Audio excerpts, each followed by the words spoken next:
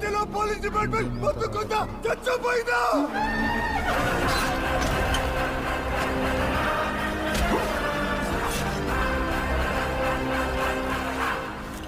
రేపటి నుంచి వైజాగ్ ని పోలీస్ బూట్లు నల్ల కోట్లు కాదు, ఈ అర్జున్ విశ్వనాథ్ కనుసైగలు శాసిస్తాయి.